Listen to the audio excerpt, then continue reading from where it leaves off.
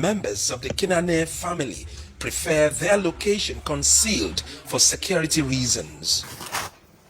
Paul Kinane walks into his modest living room where children are glued to the television set. He weaves a long narrative of how his younger brother, Gospel, left home one night and never returned.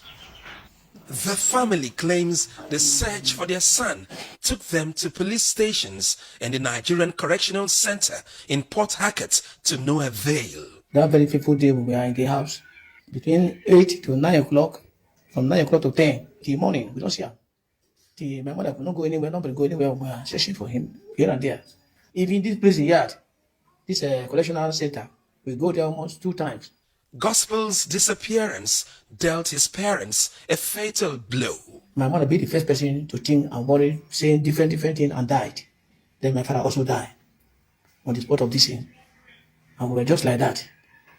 Fortune, however, smiled on Paul when a legal practitioner took him to the correctional center to see someone he thought could be his missing brother. When I get there, I just come in. I saw my brother outside, where he was sitting down. If you look at him, it's like no human being again. He was there, started crying. He was normal, but get there, he become abnormal. I need justice. Because a whole man cannot just be taken away from us, no information, no case file, nothing about him. And then drop in the prison yard for 18 years, good 18 years. Now he come back, become nonsense on earth. No, there must be justice about it.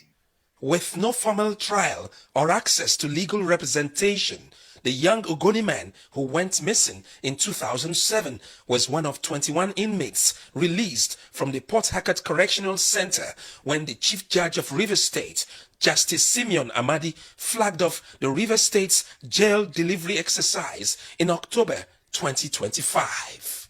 Gospel Kinane's mental health is now a subject of litigation. The law prevents the imprisonment of a minor, of course, in a maximum correctional facility upon the instructions of the family of Gospel Wibari Kinane, and of course on this behalf we had instituted a fundamental rights action before the courts for the enforcement of his fundamental rights. We're suing the federal government of Nigeria, we're suing the Rivers State government, we're suing the Attorney General of the Federation, the Minister of Interior, the Ministry of Interior, and then to the General of Rivers State, and of course the Correctional Service. Also, we're seeking compensation damages in the sum of 10 billion naira on his behalf to assuage the irreparable damage, irreparable because the damage has been done. How exactly did a 14-year-old boy ended up in the maximum correctional center? We cannot restore the 18 years that has been stolen away from this young man.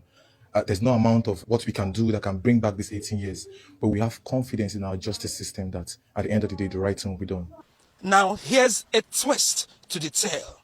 The family named him Gospel Kinane, but the correctional center has him in their records as Baridi Sunday. And this is corroborated by the former controller, Rivers Command of the Nigeria Correctional Services, Felix Madumere.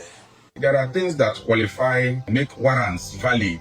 The name there must be answered. There must be a charge, a case against the person. It must be duly signed, made in Nigeria, and then it has an adjoined date. So in the case of this particular boy, Baridi Sunday, he came in at the age of 22. He has a case against him, which is armed robbery, even though he had no casemate, but it was purely armed robbery. It is the responsibility of the people who are taking custody of such suspects that are being taken to the correctional center to ensure that that person is being properly documented, and that while being documented, he is taken care of while under their custody. There are some people who are in custody of that person, and they're supposed to report back if they find out that there's nothing holding him in that facility. One question throws up another. Why would anyone be held in a correctional center for 18 years without trial? It's a multi-trillion naira question begging for answers. From Port Harcourt, the Rivers State capital, Ofieteme George, Arise News. Just imagine 18 good years. 18 good years. No judgment. He was not taken to court at all. I am very sure they swapped this guy with a criminal. Because that is what they do. They swapped him with a hardened criminal. Because why would you stay in jail for nothing? And they even went ahead to change his name. That name they gave to him is a name of a criminal, I'm very sure. No justice in Africa. At Nigeria, no justice. Somebody's life just got wasted like that. I don't even know what they gave to him, because now they are saying that he doesn't reason again, doesn't behave normal. It's such a pity that a lot of people are in jail for no reason. A lot of people are in jail that they have been swapped with hardened criminals. May God help us all.